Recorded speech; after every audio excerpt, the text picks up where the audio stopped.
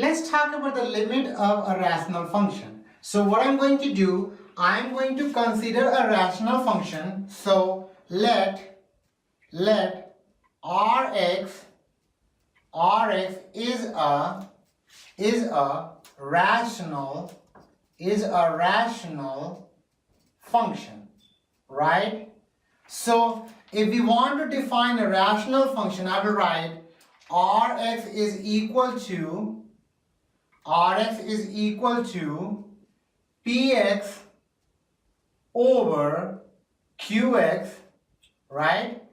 Where Qx is not equal to 0, right? Because if Qx is equal to 0, then the denominator is 0.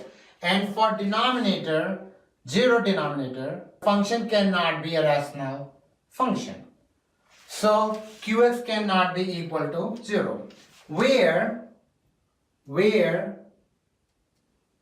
Px and Qx, Px and Qx are polynomial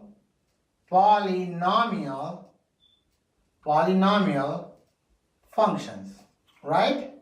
So Px and Qx are polynomial functions. Now what I want to do, I want to consider a real number. So let A is a real number, right? So I'm going to consider A as my real number, and then I'm going to find the limit. So I'm going to find limit x tends to A Rx, that is equal to limit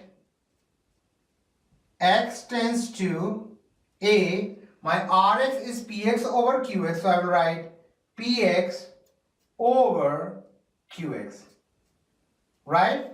Now, since we want to find the limit, I will write this one as limit x tends to A, Rx is equal to, I'm finding the limit at numerator and denominator, so I'm going to distribute the limit. So I will write limit x tends to A Px over limit x tends to A Qx, right?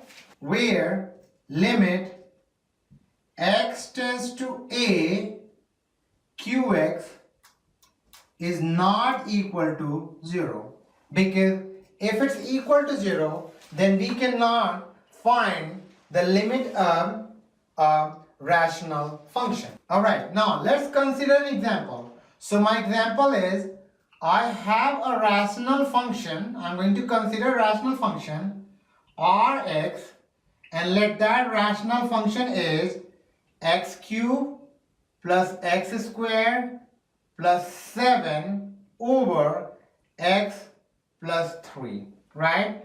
And I want to find the limit x tends to 1 of Rx. As you can see, my function Rx is given there, and we need to find limit x tends to A for Rx. So let's start finding the limit. So we will write limit x tends to 1 Rx is equal to limit x tends to 1, my Rx is given right here. This is my Rx, so I'm going to write my Rx over here. So I will write x cubed plus x squared plus 7 over x plus 3. Alright? Now, let's distribute the limit at numerator and denominator.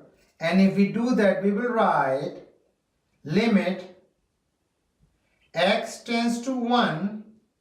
My numerator is basically what? X cubed plus x squared plus 7. And it's time for us to distribute the limit at the denominator. So I will write limit x tends to 1. My denominator is x plus 3. So if you remember, finding the limit at any given point is basically what? Whatever point I have given, I just substitute that point for x, right? So as you can see, my limit is x tends to 1. So what I'm going to do, I'm going to replace each x by 1. And if I do that, I will write this is equal to, I'm going to replace x by 1. So I will write 1 cube plus 1 square plus 7 over 1 plus 3. As you know, 1 cube is what? 1 cube is equal to 1. So 1 plus 1 square is also 1. So I will write 1 plus 1 plus 7 over 1 plus 3. 1 plus 3. Now what I'm going to do, I'm going to simplify further. So I have 1 plus 1 plus 7 is basically what? 9, right? Over 1 plus 3 is 4. So basically the limit of the function is 9 over 4. So I'm going to write limit x tends to 1 or x is equal to 9 over 4. And this is basically the limit of the given rational function, right? So the limit of this function right here is basically what? 9 over 4. And this is how we will find the limit of any given rational function at any given point.